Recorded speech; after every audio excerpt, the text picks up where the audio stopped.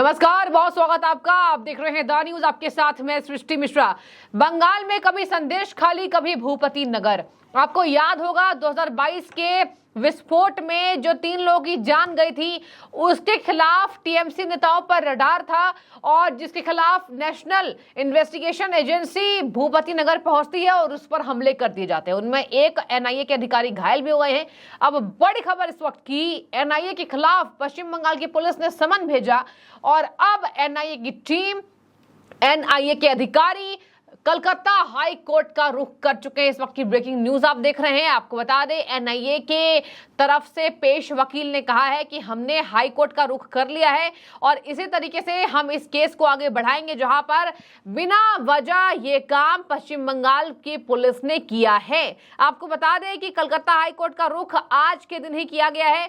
2 अधिकारियों को समन भेजा गया था और वहीं इस विस्फोट में मनोव्रत जाना, जो कि टीएमसी का लीडर है, उसको गिरफ्तार किया गया था और इसके खिलाफ 2 नेताओं को टीएमसी के गिरफ्तार किया गया था, जिस पर एनआईए का बड़ा ये खुलासा है कि वो नेता जांच में सहयोग नहीं कर रहे हैं। आपको बता दें कि यहाँ कहा जा रहा है कि हमले में घायल हुए अधिकारी को बतौर गवाह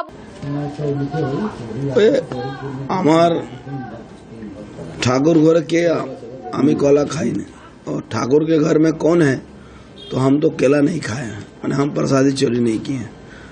वही हाल है पश्चिम बंगाल के तृणमूल पार्टी का। एक आदमी अपराध करता है, 3 आदमी मारे जाते हैं, केस होता है और उसको जब एनआईए अरेस्ट करती है, तुम तो अरेस्ट करोगे नहीं, तुम तो सिर्फ फर्जी मुकदमा करना जानते हो और जब अरेस्ट करती है तो तुम महिलाओं को सामने करते हो और महिलाओं का अपमान करते हैं। किसी भी माँ बहन का अगर उसके साथ कोई घटना घटती है तो ठीक है, अगर नहीं घटती है तो अगर फॉल्स मुकदमा कराया जाता है तो कितना गलत है। आपको याद होगा नौशाद सिद्दीकी आईएसएफ के विधायक, उनके खिलाफ मुर्शिदाबाद की एक महिला के द्वारा श्लीलता हानि का केस।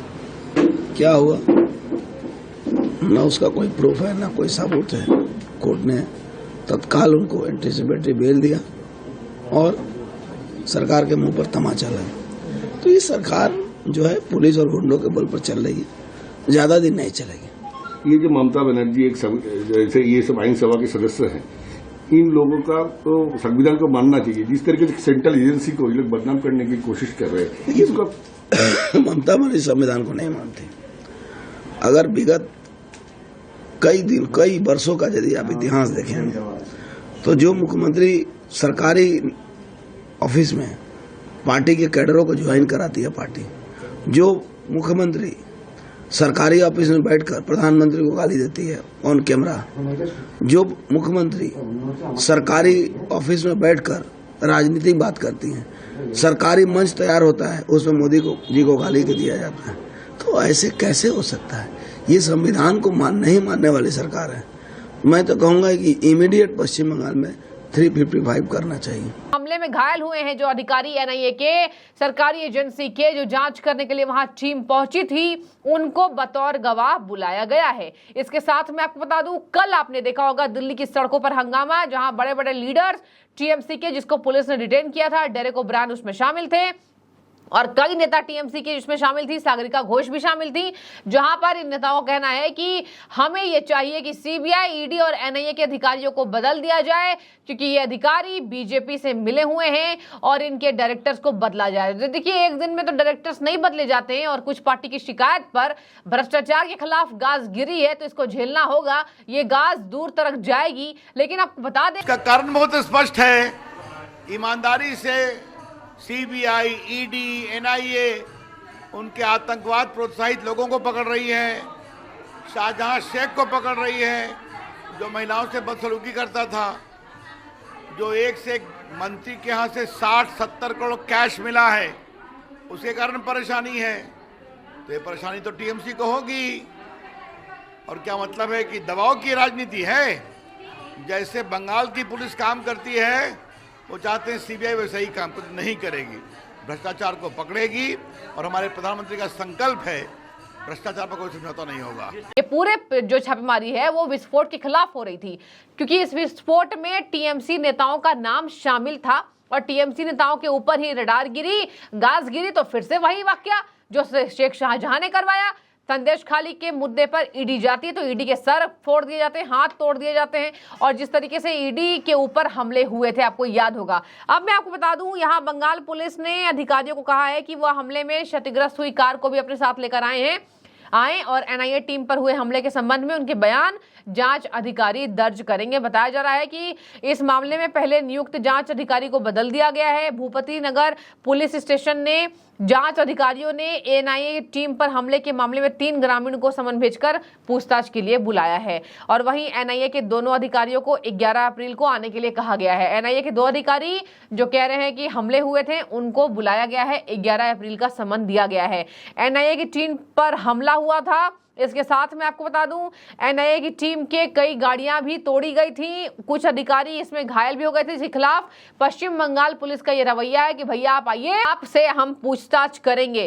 तो स्थानीय पुलिस स्टेशन में एफआईआर दर्ज करवाई गई है। बता दें आपको कि एजेंसी ने बम विस्फोट मामले में 2 लोगों को गिरफ्तार किया था, जिसमें मुख्य आरोपी और टीएमसी नेता मोनोब्रोटो जाना भी शामिल थे। एजेंसी की टीम पर तब हमला किया गया था जब वे कोलकाता वापस जा रहे थे। इस घटना के संबंध में पुलिस स्टेशन में धाराएं सुन लीजिए, 341, 332, 352, 186, 323, 427 और 34 और पीडीपीपी अधिनियम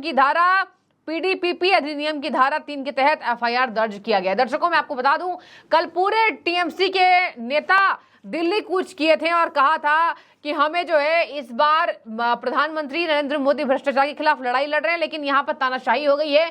एनआईए, ईडी और सीबीआई सब मिली हुई है, सबकी मिलीभगत से ये काम हो रहा है। पश्चिम बंगाल में आपको बता दें, पश्चिम बंगाल में अभी कई जगहों पर छापेमारी का दौर चालू है। पश्चिम बंगाल के कथित सभी घोटालों पर, राशन घोटाला हो जाए, चाहे आपको बता दें मिड डे मील घोटाला, चाहे हो जाए शिक्षक भर्ती घोटाला, जिसमें तमाम नेता इनके अंदर हैं, बड़े बड़े नेता पश्चिम बंगाल में टीएमसी के अंदर हैं। और यही वजह है कि कोलकाता हाईकोर्ट का रुख खुद कर लिया है अब एनआईए की टीम ने, क्योंकि एनआईए को ऐसा शक है कि पश्चिम बंगाल की पुलिस जानबूझकर ऐसा करती नजर आ रही है। आपको बता दें, टीएमसी के 3 कार्यकर्ता, नाम सुन लीजिए, मानव कुमार कराया, सुबीर मैती और नवा कुमार पोंडा को एनआईए अधिकारियों के सामने पेश होने का निर्देश दिया गया है। ये 3 नेता टीएमसी के हैं, बड़े नेता हैं, जिनको पेश होने का निर्देश एनआईए ने दिया है। बात होगी कि इसमें क्या होता है। 3 टीएमसी नेताओं को सोमवार सुबह पूछताछ के लिए यहां बुलाया गया था, जहां पर पिछले हफ्ते भी जांच एजेंसी ने तीनों को पूछताछ के लिए समन जारी किया था। आपको बता दें वो पेश नहीं हुए थे। एनआईए के अधिकारी ने बताया कि इस मामले में टीएमसी गिरफ्तार किए गए 2 नेता हमारे अधिकारियों के साथ पूछताछ में सहयोग नहीं कर रहे हैं। अब आते हैं भूपति नगर में क्या हुआ था। दर्शकों, अचानक से ग्रामीणों ने हमले कर दिए थे और कहा था कि आप बिना बताए पश्चिम बंगाल की पुलिस को आएंगे तो यही होगा। पश्चिम बंगाल में ममता बनर्जी ने भी ये नारा दिया कि प्रधानमंत्री को शर्म आनी चाहिए। वो कहते हैं कि तीसरे कार्यकाल में अगर मैं लौटूंगा तो विपक्ष और बड़े कार्रवाई देखेगी, यानी कि उनको शर्म आनी चाहिए, वो सभी विपक्षी नेताओं को अंदर कर देंगे। 4 जून के बाद क्या होगा, तो सभी विपक्षी नेता अंदर होंगे, यही मोदी की गारंटी है। ये प्रधानमंत्री के खिलाफ ममता बनर्जी बोलती नजर आई थी और ममता बनर्जी प्रधानमंत्री के मुद्दे पर हमेशा ही हावी रहती दिखाई देती हैं। आपको बता दें, ग्रामीणों की शिकायत पर एनआईए अधिकारियों के खिलाफ भी मामला शुरू किया गया था।